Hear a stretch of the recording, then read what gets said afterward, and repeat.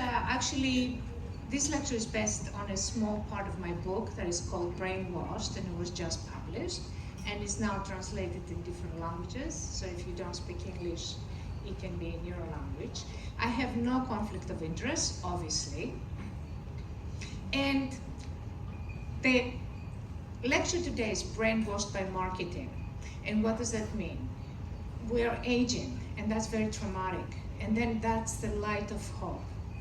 And hope makes us vulnerable to brainwashing because we want, and we want to have something. We want to change our lives.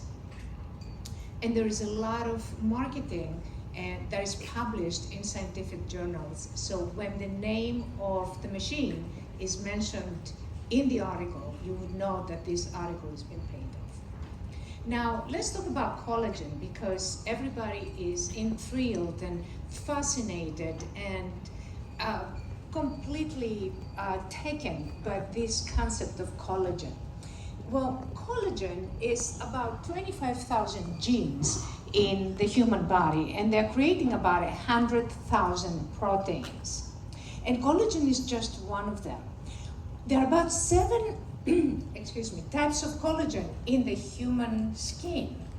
And there is about 8,987 proteins in the outer epidermis and about 9,140 proteins in the inner epidermis. So all of this, that's not the most important thing about this, is that these proteins must interact and they must be balanced with each other. Otherwise, nothing really happens. So just having more collagen is not enough. It's a proteostasis that we call it, a balance between the interactions of different proteins, and that is going to create anti-aging. That is going to create youth. Now, the laser and RF research, and I'm sure you love an RF lasers, so I'm here to reveal the other side of things, is that there's a basic experimental flaw. And what is the experimental flaw? Is they're looking at biopsies only at the point that they have lasered or they've done the radio frequency, but they're not looking at another side of the body to see if the collagen from the other side of the body has actually shifted to the side that has been lasered, and that's why you have more collagen. In other words, that the collagen is exactly the same, but it's just concentrated as a result of the trauma. And this is the marketing. You have all of these 16, 17-year-old girls or 20 years old and that never had the procedure, and then you have the reality of what the machine will do.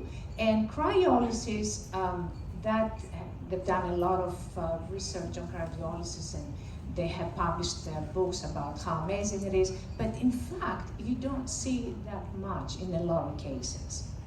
Now, the importance of statistical significance, that is very important when you read an article to understand what is statistical significance. And what it is the 0.05 means that it's 5% of the people that did not get the effect. 95% got it, but 5% did not get it. And you're always going to find a small percentage that did not get that effect. Now, what happens is that several laser studies report higher significance levels. So they say 0.001%. You look at the numbers, and what you see, for example, for ablative records, the adverse effects is 9.7. It's impossible to get a 0.001 significance when you have adverse effects and 9.7%. And the non-ablative lasers have a 12.2%. And again, it's impossible, so there's no statistical significance. So I don't know how they're getting the 0.001% that they are quoting. So there is some efficiency of lasers on wood, keloids, and hypertrophic scars. And again, they reported 0.01, that's 99% of the people got the results. But when you look at the numbers, the clear reduction of their lesions was only 36%. So that's 0.64. so that's not significant.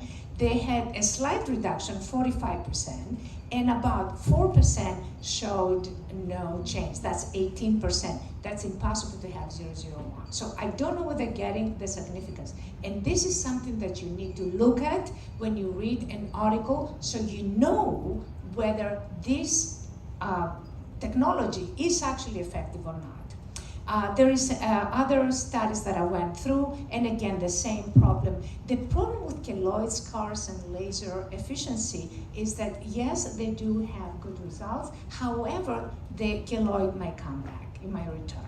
And it's about 35% of them that might come back. So there is a laser safety that's at 84.9%. This is another issue with laser RF, that all the studies are not longitudinal. So they don't know what's going to happen 10, 15 years from now. And it doesn't matter, because if something happens to the patient 10 or 15 years from now, they say, well, it's a coincidence. So you see, you have to look, we need more longitudinal studies before we determine the efficiency of any device. So again, safety is about 84.9%. That is non-significant. So there are also side effects that have been underreported, and that's hyperpigmentation, some scars, and hypopigmentation. That's the vertigo that we call it, that the skin gets white. There is another danger of repeated trauma when people keep doing laser treatments. Their granzyme B causes apoptosis and inflammation, and that's enhanced with repeated trauma. Again, with the body treatments, this is the marketing, and that's the reality. So this lady probably thought that she's gonna get a body all the way to the right, to the left, I'm sorry. But what she got was just a slight reduction. That's not what she imagined in her head. That was not her hope. So we looked at cognitive dissonance. And that is when you pay a lot of money about something, then you start changing your perception, and you say, well, you know, it must have been good, because I'm not stupid to go and pay all this money to my doctor. I must have good results. And that's called cognitive dissonance. And we did a study that I published, actually 2 studies have been published on similar subjects. And we looked at the lie scale and hysteria and depression scale of the MMPI. The lie scale was all the way high. That was with the sexual satisfaction questionnaire, the SFSI. And basically, these people said, I'm very satisfied, but the depression remained, and the lie scale was high, so they were lying. Basically, they were happy to make their partner happy, but they did not basically look at their own needs. So the cryolysis has had a lot of problems. There are satisfied people, 19%. I don't know what that is, if it's cognitive dissonance or true satisfaction. There is about 32% satisfied, 30.6% neutral, unsatisfied, very unsatisfied. The problem is that none of these results is significant. So the main problem with laser and RF is that they cannot suppress hunger. So what they say to you, the results are going to be permanent as long as you don't eat and you don't put on weight. Because if you put on weight, then it's going to go in another side of the body. And this is an example that we did actually with a different technology. All the weight had gone on her back, and it was atrocious. And in one treatment, it was like an effortless exercise technology that we used. So why laser and RF cannot control hunger? Why? Because people that eat a lot, okay, or they are overweight, they have a different hippocampal subnetwork. So there's dysregulated in the brain, in the hippocampus. So that is a problem. They cannot control their hunger. The other problem is the leptin. The leptin is a very strange thing. It has to be within the normal range. If it's too low, then you have hypoleptonemia, you're excessively hungry. And if it's too high, then you have hyperleptinemia. Again, you have a lot of leptin in the system, but no signal. So the leptin cannot communicate, so it's useless, it just sits there. Same thing with insulin. You know the story with insulin, with diabetes. Not enough insulin, you have hypoinsulinemia. You have too much, you have hyperinsulinemia, that's the insulin resistance. And insulin, leptin, hyperleptinemia, and insulin resistance go hand in hand. So again, insulin has to be within the normal range or you're out of luck. So all of these things you need to look at and understand.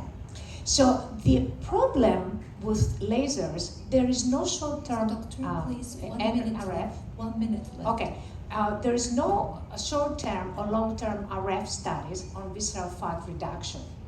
And of course, the visceral fat is inflammation for many reasons. I don't have time to go over it. And there is a paradoxical adipose hypertrophy that comes after cryolysis. Now, radio frequencies is connected to inflammation. And several research studies have connected inflammation with aging. We call it inflammaging. Inflammation leads to impaired immune surveillance, which accelerates accumulation of senescent cells. And radiofrequency denatured protein, what does that mean? When a protein is denatured, it's unfolded. An unfolded protein is useless. So it's like a fried egg. That's what is, when you fry the egg, the proteins are getting. So the problem with the anti-aging concept is we're looking at it as an evaporating glass, that we don't have enough of something, we have to replenish it. In fact, it's the communication. And you have that with stem cell therapies. They have benefits, but they have dangers that are reported scientifically, but most people don't know about it. You have the mesenchymal stem cells that cannot differentiate as the person ages, and therefore it creates uncontrolled cellular proliferation and tumors. And you have the genome editing, which is actually illegal, because it can only be done with certain disorders. You have the gene expression. Now it's a new trend of gene expression. And you have genes, but I need to finish. Yeah, it's time. 12 minutes zero. Okay, Yeah. Can I just finish? Yeah, you can conclude, please. Okay, thank you. Okay, so basically gene expression is not always a good thing, and there is a danger, for example, with longa telomerase, because that can create cancer.